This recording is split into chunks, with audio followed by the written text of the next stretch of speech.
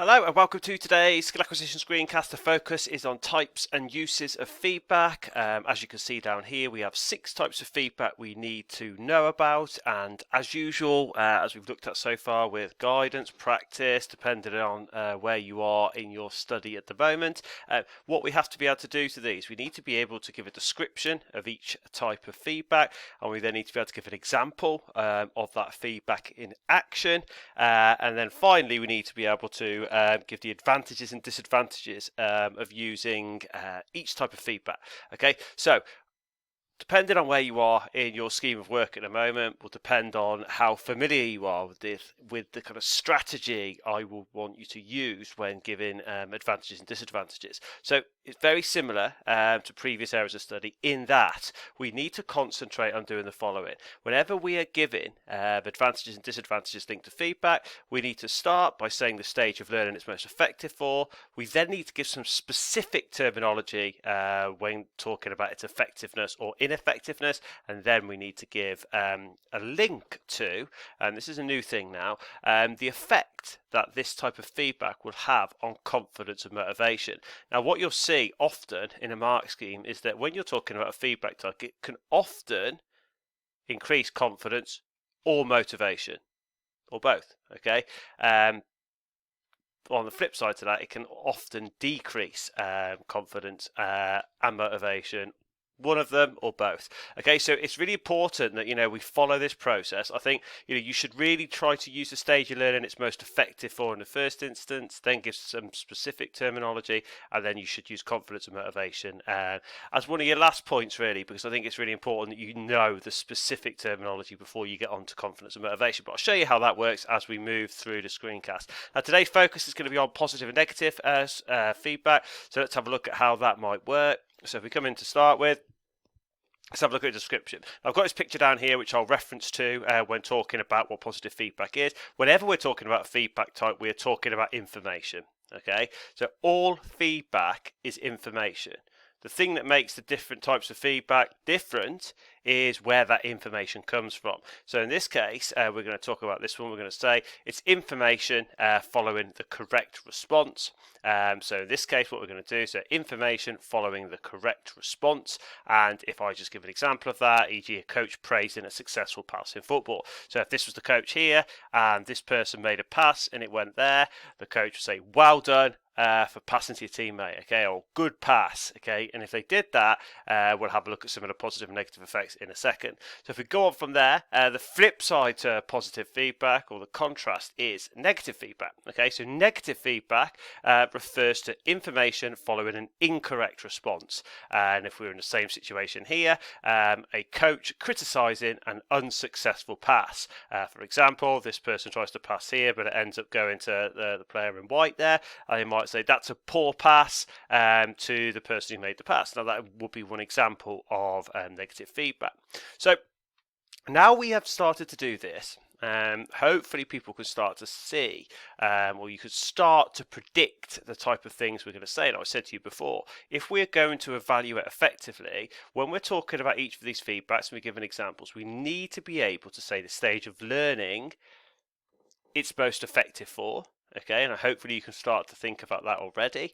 Then we need to give some specific terminology to really justify why it is most effective for those stages of learning.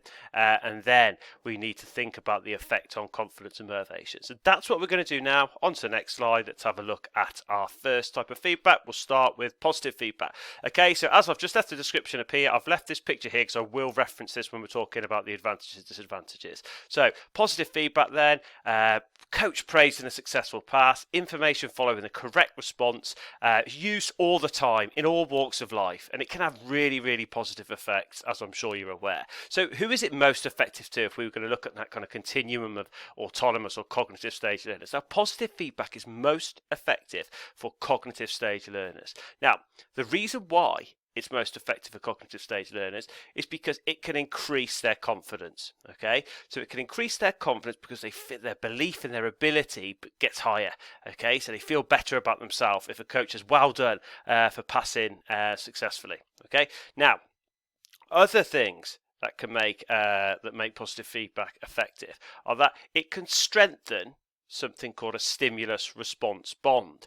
Okay, so what I'm going to do is explain what that is. So if we have an example here, if I put over to the football player here, if we talk about the stimulus being the ball and the response being a pass to his teammate here, okay, if the coach says, well done for passing with the side of your foot, or well done for passing to your teammate, stimulus, response. If the coach uses positive feedback, what happens is the stimulus, response, bond strengthens. Is more likely to happen in the future. So by a coach saying well done for passing to your teammate, as soon as you do that, you are strengthening the stimulus, ball, response, pass to a teammate. You're making that bond stronger.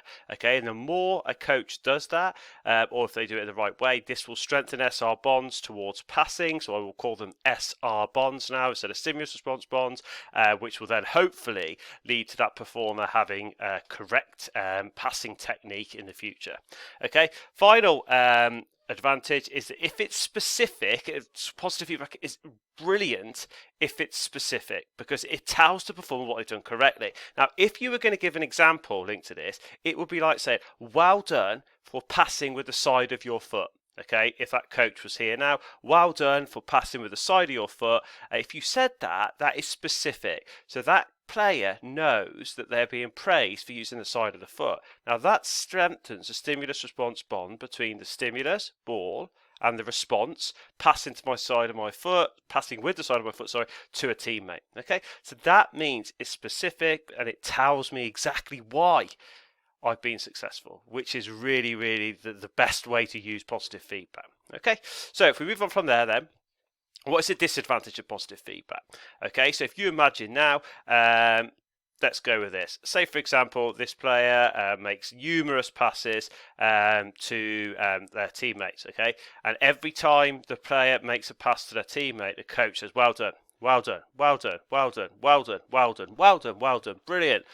If you did that, okay, it can become ineffective, because if positive feedback is overused, it can actually lose its effect, and in effect it can, I suppose, decrease your motivation, because you think, oh, he's just saying that all the time, I don't really understand, I forgot even why he's saying well done now, or they are saying well done. Okay, so that's just one thing there. If it's overused, it can decrease motivation. On top of that, if the positive feedback is incorrect, and it can strengthen incorrect stimulus response bonds. What does that mean? Okay, so for example, let's just give an example for passing or something in football, as we've used that as an example here. If, for example, there's a young kid playing football, and all the parents on the sideline, every time the child kicks the ball right up in the air and whacks it down the pitch, they all start saying, oh, well done, well done. This might be strengthening an incorrect stimulus response bond for passing, because every time he's doing it, it's toe poking it, going right up in the air at the other end of the pitch. So ultimately, they're not strengthening the correct stimulus response bond for effective passing technique. They're strengthening the stimulus response bond for booting the ball using their toe.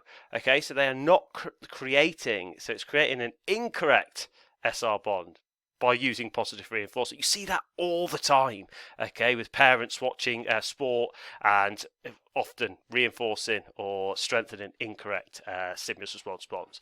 Okay, and finally, if that feedback is not specific, e.g., you just keep saying well done every time a performer does something, they don't actually know what you're talking about, and you're just saying well done. Okay, so it's sometimes, if it's unspecific, it can be ineffective. Okay, so hopefully that I've tried to explain around that. Feel free to stop, pause, add any little points I'm making on top. What can be really good practice is to add your own little examples in here on the disadvantages and advantages. I think that makes it really, really effective. And of course, when you're doing your Cornell notes, you must make sure you're using questions for each of the advantages and disadvantages.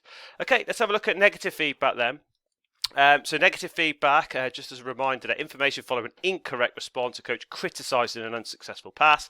Okay, so in terms of our process, we know where we're going with this. We're going to talk about stage of learning. So what stage of learning is negative feedback, or when can it be effective? Okay, so it can be most effective for autonomous stage learners. Okay, and specifically here, because if the negative feedback is specific, it tells the performer what or how to improve. Now, if you're in the autonomous stage of learning, you're going to welcome negative feedback. You're going to want to know how to perfect your performance. Okay, so if it's specific, e.g., you need to pass the ball, you're not passing the ball correctly, you need to pass the ball with slightly less weight on it. Okay, or you need to pass the ball, if this person was passing here, the coach might say, you need to pass the ball to the safe side over this side, away from the defender. Okay, you're not doing that. You need to do it. If you do that, that's a negative example of a negative feedback which is effective, okay, because it is specifically telling them how or what to improve. Okay, on top of that, it can really increase motivation for autonomous stage learners. Autonomous stage learners are obviously going to have a certain set of characteristics, but on top of that, if they're at that level, negative feedback will really motivate them to prove the coach wrong often.